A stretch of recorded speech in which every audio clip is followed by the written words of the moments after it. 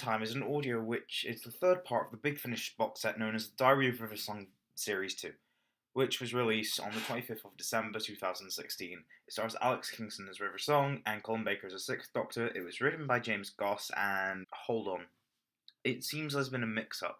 Turns out I'm meant to be reviewing the episode of the show as opposed to Big Finish. Who would have thunk it? For reals though.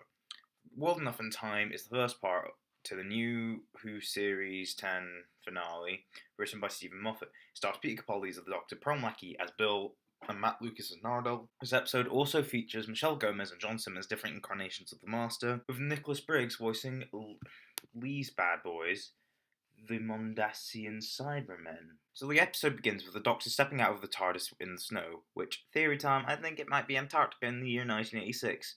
No particular reason. He starts to regenerate because Doctor Who seems to be the boy who grappled with regeneration nowadays, and they were with companion deaths a few years ago. So, Also, he says no a lot.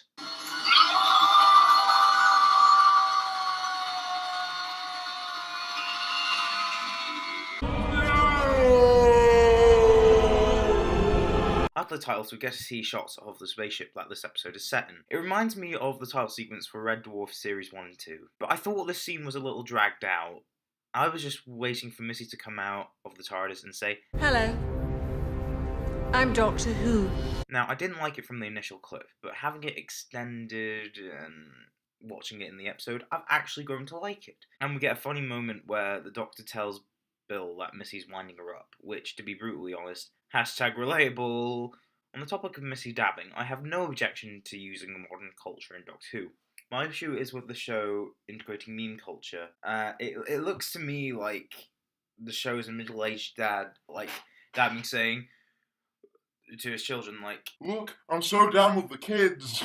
But no, you're not Papa Who. You're being cringy, and we had enough of that with the 11th Doctor in Series 6 and 7.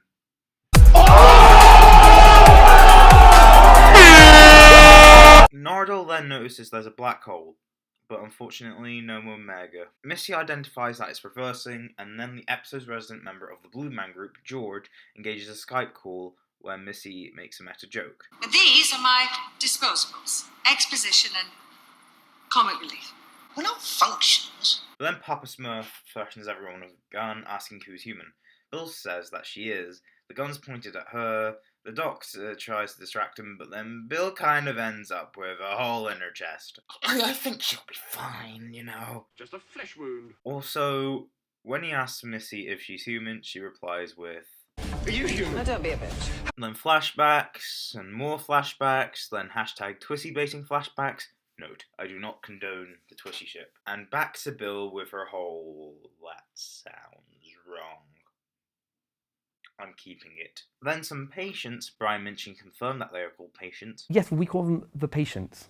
Okay, the patients. The patients. I was wondering with what they were called. TS at the end. Take Bill to repair her. And knowing that these patients are on their way to become Cybermen, it sends shivers down my spine.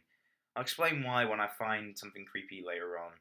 However, I shall mention that their design, like the mixture of hospital gowns and then cloths over their heads, is a bit... It's very unsettling, and I'm actually, like, slightly creeped out by hospital gowns in real life. I know it sounds weird, but it's like the implications of them going, like, you're gonna have surgery on you. Your body will be opened up and stuff, like, ugh. Yeah, the design really creeps me out. The Doctor then psychically implants a mental message into Bill's brain saying, "Wait for me," and that's repeated throughout the whole episode. Yeah, that's a weird sentence I said. Then the real Doctor Who, Mary Poppins, Comic Relief, and Blue Guy find that one end of the ship is teeming with life, even though it's a new ship and life wasn't there a few days ago. We then have scenes alternating between the Doctor explaining what's going on and Bill looking around the hospital. I'll discuss the Doctor scenes, then Bill's. The Doctor explains that gravity affects time, black holes are overkill in terms of gravity, thus one end of the ship is faster than the other, temporarily speaking. Then he uses Venusian Aikido to get rid of George so the gang can save Bill. Right, back to Bill. She wakes up in a hospital bed with a cybernetic heart. She then hears a voice saying, "Pain, pain, pain, pain," over and over again, which is slightly unsettling. However, this episode doesn't want us to be slightly unsettled, it wants us to have permanent chills down our spines. After hearing the voice, Bill decides to look around, because that's a good idea. She walks past the door with the sign Conversion Theatre. Now, in New Who, upgrade is typically the word used to describe turning into a Cyberman, really. I don't have a problem with the word upgrade itself, but conversion is a lot better, and I'm glad this episode used it. It's more powerful and gives us a sense of horror. And yes, this episode bombards us with horror and stuff, which I really like. Bill opens the door to the patients waiting for conversion, bedridden or asleep or whatever. They're just lying down in a creepy way. Then, after closing the door, which was labelled in, she checks the one labelled out. That room was the source of the voice. Turns out the voice came from one of the patients, using their communicators to say pain all over and over again. The nurse comes in with Razor, who we saw a little earlier, turns the volume down on the patient saying pain. Words can't describe how ballsy Doctor Who is by including this piece of messed upness. People are in agony and nurses are silencing them, which, I can't really describe how I feel towards that. So but I think you might be feeling the same thing towards that, and you'll know what I mean. Bill proceeds to show her condolences to that patient, and just what another one says. And, well...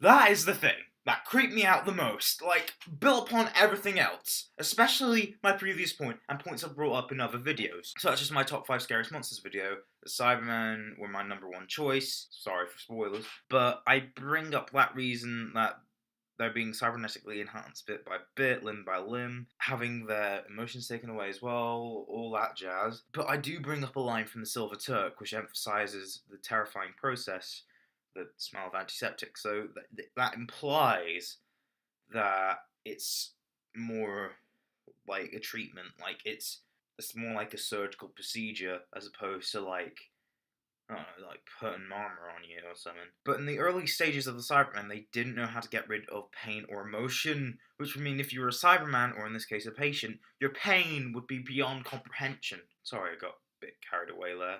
Bill looks outside the window of this dystopian city, while a patient is about to get at her before Scruffy McScruff saves the day.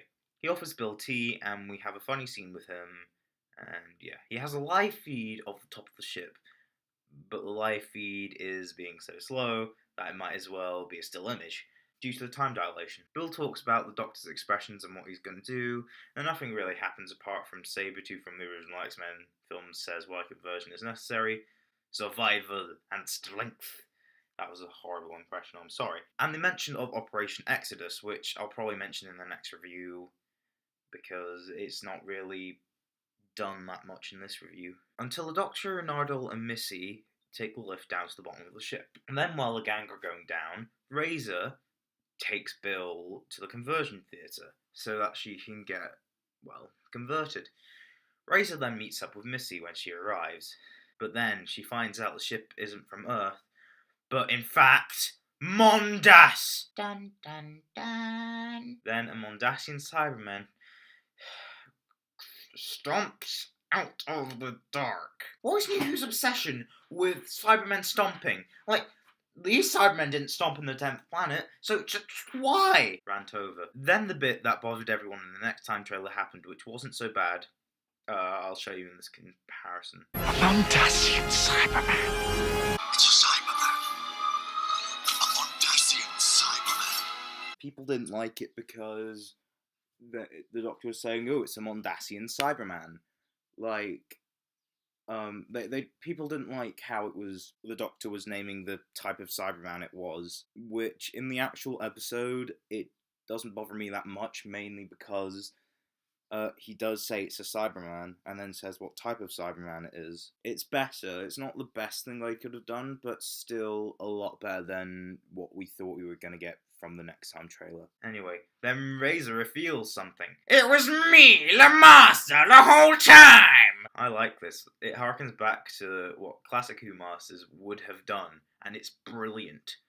But out of any other story to compare this episode to, I wouldn't think it would be Time Flight. Then the Doctor asks the Cybermen, "Where is Bill?"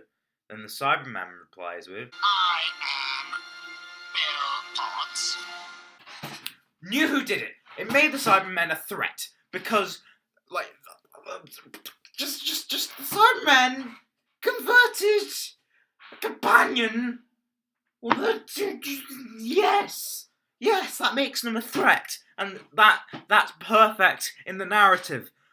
Just give Stephen Moffat praise. Just actually, seriously, he did a good job. He actually did a good job with this. Oh my gosh. And that closes the story. So here is what I thought overall. I loved this episode because it was creepy, and well, I did explain it, but there were other parts that were creepy, like the simultaneous head turn from the patients. And Murray Gold's score is like so eerie, and it emphasised all the creepy moments. Peter Capaldi was astonishing as the Doctor, as always. Pearl Mackie nailed Bill and her fear, and it was all focused on Bill, so Pearl's acting was really good. Matt Lucas gave us comedic moments when we had to, but that shriek is a bit meh. Michelle Gomez does own the character of Missy in Series 10. I do feel like she's the most master-like, yet still Missy in Series 10, apart from when, Single Tear happened twice. And John Sim, the mixture of his prosthetics and his really good acting made people not realise that it was actually John Sim. I didn't realise that until he met up with Missy, and I was just like, oh yeah, I know who you are. But then the DWSR people didn't realise either. They were just too busy looking at the Mondasian Cybermen. Nicholas Briggs does the perfect Mondasian Cyberman voice like he did in Spare Parts.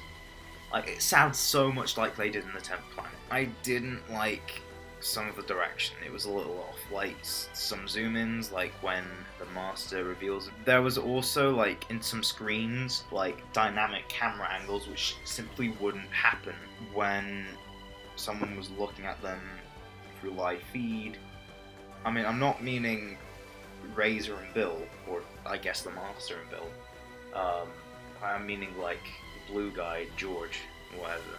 That's my only criticism with it. I'm not gonna rank this episode, as I'm saving that for ranking the finale as a whole. So you will see it when I review Dr. Falls. But if this episode was standalone, it would be a 10. It would definitely be a 10. But I'm not going to say that as my official ranking yet, because the Dr. Falls hasn't come out, as I've just said. I was going to end the video here, but now I'm going to steal from Stu Bagful again. So here's my prediction corner. So remember how earlier I mentioned to you that I thought that in the pre-titles the Doctor was in Antarctica? My reasoning is that yes, it's snowy, but also, what story did the Mondasians originate in? The 10th Planet. What's the setting of that serial? That's right, Antarctica 1986. Also, there are rumours about how the first Doctor will appear in Capaldi's final story. Which Doctor appears in the 10th Planet? The 7th Morbius Doctor. I mean the first Doctor. Yeah, that's a very easy mistake to make. This just makes sense to me. That's all from me. Cheerio. No, that's too cringy. I'm just going to stop it here.